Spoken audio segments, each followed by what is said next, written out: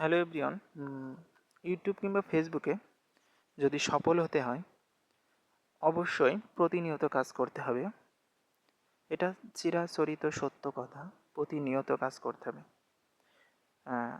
YouTube এবং ফেসবুকে যদি আপনি সফল হতেই হয় তাহলে আপনাকে কঠোর পরিশ্রম করতে হবে, ধৈর্য এবং সাহস নিয়ে কাজ করতে হবে এবং এমন কন্টেন্ট তৈরি করতে হবে যে সে কন্টেন্টটা থাকে একদম ফ্রেশ, কোনো ধরনের কোনো ইস্যু যেন সেখানে না থাকে।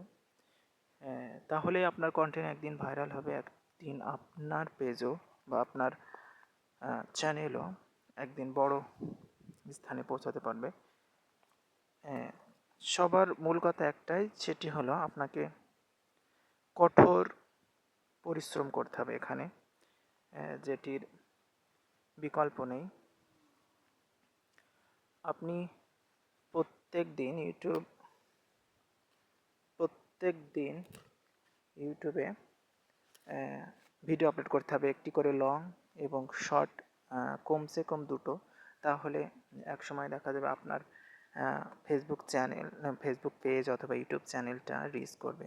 আর যতক্ষণ না ফেসবুক টিম আপনার চ্যানেলটাকে রিচ করছে ততক্ষণ পর্যন্ত কিন্তু আপনি সফলতার মুখ দেখবেন না। আর ফেসবুক বা ইউটিউব টিম যদি আপনাকে একবার আপনার পেজ কিংবা চ্যানেলটিকে যদি রিচ করে তাহলে অবশ্যই আপনার চ্যানেল একদিন উন্নত শিখরে পৌঁছাতে পারবে। আর সেই পর্যন্ত পৌঁছাতে হলে আপনাকে কঠোর পরিশ্রম করতে হবে এবং প্রতিনিয়ত কিন্তু ভিডিও আপলোড করতে হবে, যার বিকল্প নেই। এবং ইউটিউব এবং ফেসবুক দুটোতেই কিন্তু কন্টিনিউয়াস যে কাজ করার বিষয়টি থাকে অবশ্যই সেটি করতে হবে, তাহলে কিন্তু আপনি সফলতা পাবেন। আর যেহেতু আমার এই চ্যানেলে গ্রাম বাংলার বিভিন্ন বিষয় নিয়ে আলোচনা করা হবে এবং বিভিন্ন বিষয় কন্টেন্ট তৈরি করা হবে, যেখানে সুস্থ ধারার একটি কন্টেন্ট আপনারা পাবেন। আশা করি সকল অডিয়েন্স অর্থাৎ সকলে যারা আমার ভিডিওটি দেখে থাকেন, যারা দেখেন তারা অবশ্যই ধন্যবাদ পাওয়ার যোগ্য এবং পাশে থাকার জন্য ধন্যবাদ। এবং দেশ এবং দেশের বাইরে থেকে যারা দেখছেন তাদের তো অসংখ্য ধন্যবাদ।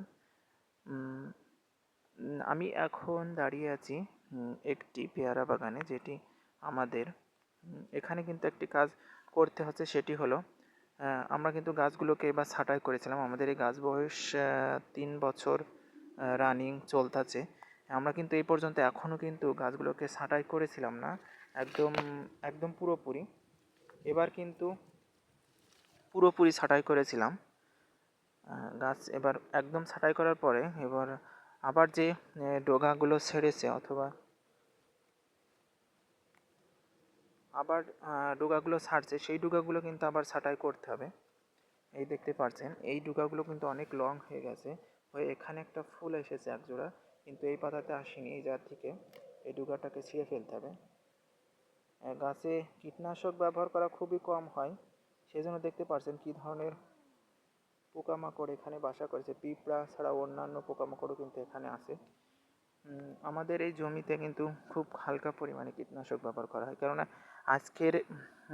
আজকের কৃষিতে অর্থাৎ আজকের বিশ্বের কৃষিতে অবশ্যই কীটনাশক একটি বড় হাতিয়ার পোকামাকড় দমন করার ক্ষেত্রে। সেটি কম হোক আর বেশি হোক আমাদের সবাইকে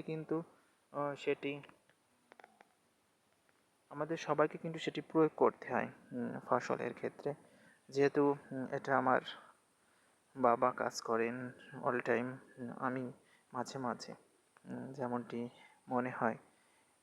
আমি ইতিমধ্যে আমার পরিচয় নিয়ে একটা ভিডিও অবশ্যই দেব, আমি কি করছি, আমি কি করি। সে পর্যন্তই ভালো থাকুন, সুস্থ থাকুন। অতি শীঘ্রই আমার এই চ্যানেলে লাইভ জার্নি চ্যানেলটিতে আমার জীবনের পরিচয় নিয়ে বা আমার করণীয় নিয়ে আমি একটি ভিডিও আপলোড করব। তাছাড়া তো এমনি গ্রাম বাংলা ভিডিও তো অল টাইম থাকবে। সবাই পাশে থাকবেন, সুস্থ থাকবেন এই আশা ব্যক্ত করে আজকের মতো এখানেই বিদায় নিচ্ছি। আর একটি বিষয় সেটি বললাম প্রথম শুরুতেই, যে আপনাকে যদি ফেসবুক বা ইউটিউবে যদি সফল হতে হয় অবশ্যই আপনি ধৈর্য সহকারে প্রতিনিয়ত ভিডিও আপলোড করে যাবেন, তাহলেই একদিন আপনার পেজ সফলতার মুখ দেখবে, যেমনটি আমি করছি। ধন্যবাদ সকলকে, ভালো থাকবেন। আবারও ধন্যবাদ জানাই যারা দেশ এবং দেশের বাইরে দেখছেন সবাইকে। আসসালামু আলাইকুম।